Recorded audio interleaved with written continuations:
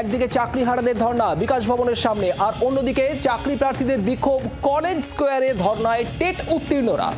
আন্দোলনের মঞ্চে ভিক্ষার পাত্র ছাড়াও গ্যাস ওভেনে রান্নার হাঁড়ি কড়াই নিয়ে বিক্ষোভ চাকরি প্রার্থীদের।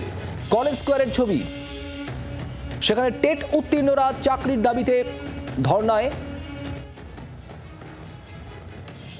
যে ছবি আপনারা দেখছেন, একদিকে বিকাশ ভবনের সামনে চাকরিহারা আন্দোলনকারীদের ধর্ণা চলছে, আর অন্যদিকে টেট উত্তীর্ণ চাকরি প্রার্থীদের বিক্ষোভ কলেজ স্কোয়ারে।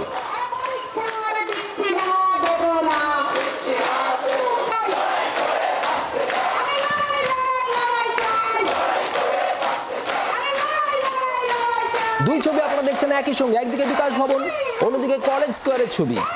কলেজ স্কোয়ারে টেট উত্তীর্ণরা চাকরির দাবিতে তারা আন্দোলন করছেন এবং সেখানে আন্দোলনের মঞ্চে ভিক্ষার পাত্র, এছাড়াও গ্যাস ওভেনে রান্নার হাঁড়ি কড়াই এইসব দিয়ে বিক্ষোভ দেখাচ্ছেন চাকরি প্রার্থীরা। যে ছবি আপনারা দেখছেন,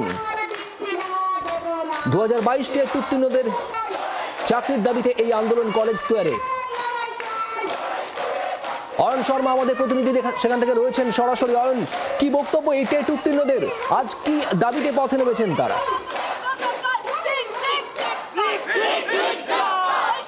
একেবারে দুটো ছবি দেখা যাচ্ছে, একদিকে বিকাশ ভবনের সামনে চাকরিহারারা তারা আন্দোলন করছেন, অন্যদিকে কলেজ স্কোয়ারে 2022-এর যারা টেট পাস যারা চাকরি প্রার্থীরা রয়েছেন তারা ইতিমধ্যে অভিনব বিক্ষোভ দেখাচ্ছেন। তুমি দেখতে পাচ্ছ যে একেবারে রান্নার যে গ্যাস ওভেন, সেই গ্যাস ওভেন রয়েছে, কড়াই রয়েছে, রান্না হচ্ছে সেই ছবিটা যেমন দেখা যাচ্ছে। পাশাপাশি ভিক্ষার পাত্র রয়েছে, সেই ভিক্ষার পাত্রে সবাই ভিক্ষা দিয়ে যাবেন, সেই ভিক্ষার পাত্র এবং পঞ্চম শ্রেণীর একটি পুস্তক রয়েছে, পেন এবং চক, ডাস্টার রয়েছে, মুড়ি রয়েছে।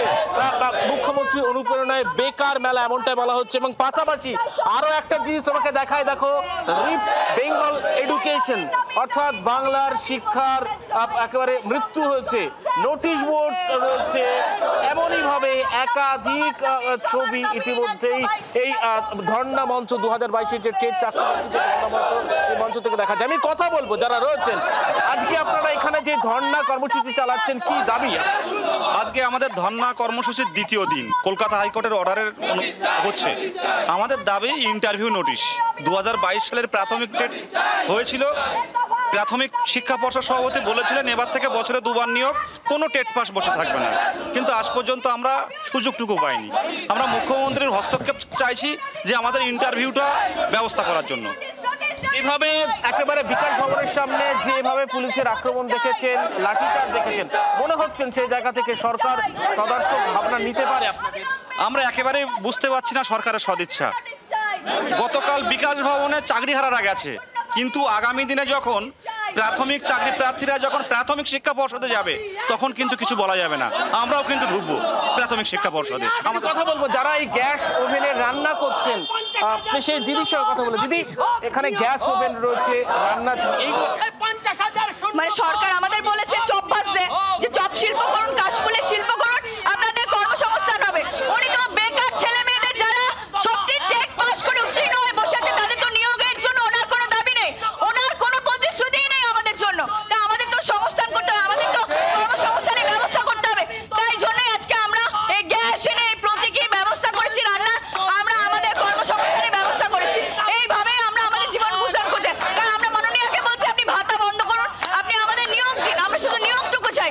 এইভাবে আমরা আমাদের কর্মসংস্থান চাই না, আমাদের সঠিক ভ্যাকেন্সিতে আমাদের বিদ্যালয়ে পাঠানোর ব্যবস্থা করুন, এইটুকুই আমাদের দাবি। অবশ্যই নিয়োগ মিলতে হবে। ভারতবর্ষ একটা সাংবিধানিক রাষ্ট্র যেখানে গণতন্ত্রে সাধারণ জনগণ বিশ্বাস করে। এই সরকার 2011 সালে গণতন্ত্রের মাধ্যমে গণতান্ত্রিক প্রক্রিয়াকে প্রয়োগ করে নির্বাচনে জয়যুক্ত হয়েছিল। আজ আমরা স্বচ্ছভাবে 2022 সালে টেট হয়েছিল ডিসেম্বর মাসে, ফেব্রুয়ারি মাসে 2023 সালে আমাদের রেজাল্ট বেরিয়েছিল। আজ 25 সালে মে মাসের আজকে 17 তারিখে আমরা দাঁড়িয়ে আছি।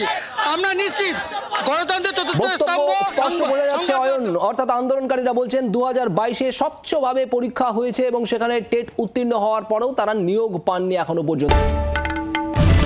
বাংলার আওয়াজ, বাঙালির আবেগ, জি 24 ঘন্টা।